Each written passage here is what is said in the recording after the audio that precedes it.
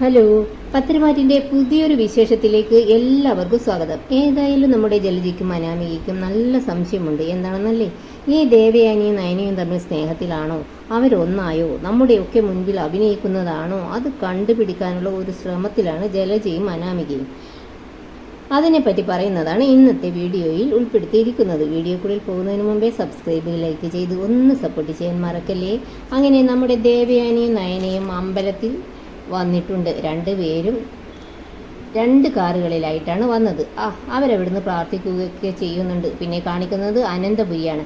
അവിടെ ജലജയും അനാമികയും തമ്മിൽ സംസാരിക്കുകയാണ്. അനാമിക പറയുന്നുണ്ട്, അപ്പച്ചി രാവിലെ അമ്പലത്തിൽ നിന്നും പറഞ്ഞ് വല്യമ്മ പോയി, അത് കഴിഞ്ഞ് മറ്റവളും എങ്ങോട്ടോ പോയിട്ടുണ്ട്. എനിക്ക് തോന്നുന്നത് രണ്ടാളും അമ്പലത്തിൽ വെച്ച് കാണുമെന്നാണ്. അപ്പോൾ ജലജ ചോദിക്കുന്നുണ്ട്, ആദർശ് നയനയുടെ കൂടെ പോയിരുന്നോ എന്ന്. അന്നേരം അനാമിക പറയുന്നുണ്ട്, ഇല്ല എന്ന്. അങ്ങനെ പോയിരുന്നുവെങ്കിൽ അവർ നടക്കാൻ പോയതായി കരുതാം. പക്ഷേ ഇത് അങ്ങനെയല്ല, അവൾ കുളിച്ചൊരുങ്ങിയാണ് പോയതെന്ന് പറയുമ്പോൾ ജലജ പറയുന്നുണ്ട്, അവൾ അല്ലെങ്കിലും രാവിലെ എഴുന്നേറ്റ് കുളിക്കും. മനസ്സ് ശുദ്ധമല്ലെങ്കിലും 2 നേരം കുളിയൊക്കെയുണ്ട് അവൾക്ക്.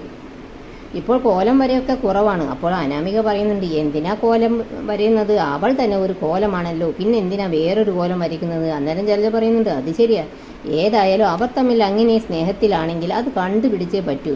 പിന്നീട് അനാമിക പറയുന്നുണ്ട്, കുറേ നാളായിട്ട് അമ്മയും മരുമകളും തമ്മിൽ നമ്മളെല്ലാവരെയും പറ്റിക്കുന്നുണ്ടോ എന്നാ എൻ്റെ സംശയം. അവൾ പറ്റിക്കുന്നതിൽ അത്ഭുതമൊന്നുമില്ല, അവളുടെ കുടുംബം മൊത്തം ഉടായിപ്പ. പക്ഷെ അതുപോലെയല്ലല്ലോ വല്യമ്മയുടെ കാര്യം എന്ന് പറയുമ്പോൾ ജലജ പറയുന്നുണ്ട്, അവളും ശരിയല്ല മോളെ, മോൾക്കറിയാമോ, ഞാനൊരു അനാഥയാണെന്ന് പറഞ്ഞ് അവളെന്നെ ഒരുപാട് കളിയാക്കിയിട്ടുണ്ട്. അപ്പോൾ അനാമിക പറയുന്നുണ്ട്, വല്യമ്മയുടെ സ്വഭാവം നല്ലതാണെന്ന് കരുതി എനിക്ക് അവരോട് ദേഷ്യമൊന്നും തോന്നിയിട്ടില്ല. പക്ഷെ നമ്മളറിയാതെ അവർ നയനയെ സ്നേഹിക്കുന്നുണ്ടെങ്കിൽ അവരും ആള് ശരിയല്ല. അന്നേരം ജലജ പറയുന്നുണ്ട്, എന്തായാലും മോൾ ഇങ്ങനെ ഒരു കാര്യം പറഞ്ഞ സ്ഥിതിക്ക് അതിന് കണ്ടുപിടിച്ചിട്ട് തന്നെ കാര്യം എന്ന് പറഞ്ഞ് രണ്ടുപേരും അമ്പലത്തിലേക്ക് പോകാനായി തയ്യാറാവുകയാണ്.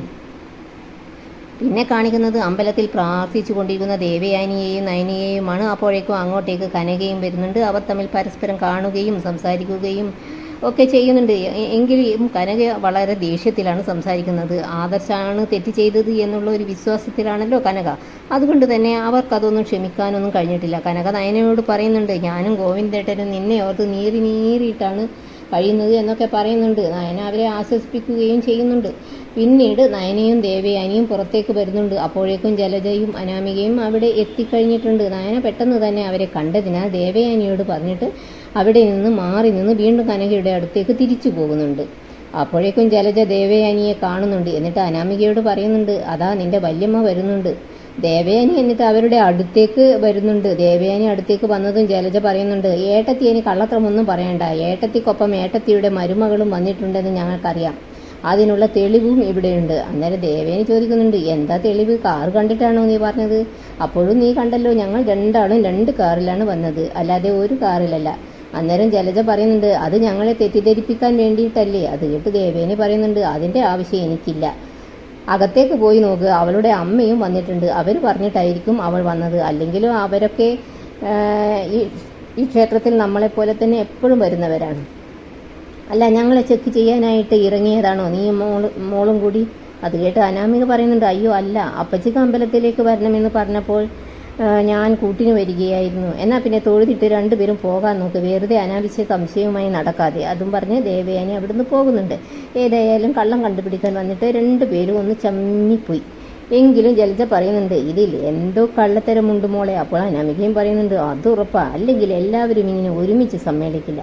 എന്നിട്ട് ജലജ പറയുന്നുണ്ട്, ഏതായാലും മോള് വാ, അകത്തെന്താ അരങ്ങേറുന്നത് എന്ന് നോക്കാം. അപ്പോൾ അനാമിക പറയുന്നുണ്ട്, അപ്പച്ചി പോയാൽ മതി, എനിക്കിപ്പോൾ ദൈവങ്ങളിലൊന്നും ഒരു വിശ്വാസവുമില്ല. അത് കേട്ട് ജലജ പറയുന്നുണ്ട്, ഇവിടം വരെ വന്നതല്ലേ മോളെ, ഒന്ന് തൊഴുതിട്ട് വരാം. അന്നേരം അനാമിക പറയുന്നുണ്ട്, ഞാൻ ഇവിടെ നിന്ന് തൊഴുതുകൊള്ളാം, അപ്പച്ചി പോയി തൊഴുതിട്ട് വാ. അങ്ങനെ ജലജ അകത്തേക്ക് പോകുന്നുണ്ട്. ഇതോടെ ഈ വിശേഷം ഇവിടെ അവസാനിക്കുന്നു. നിങ്ങൾക്ക് ഈ വീഡിയോ ഇഷ്ടപ്പെടുമെന്ന് വിശ്വസിക്കുന്നു. Thanks for watching.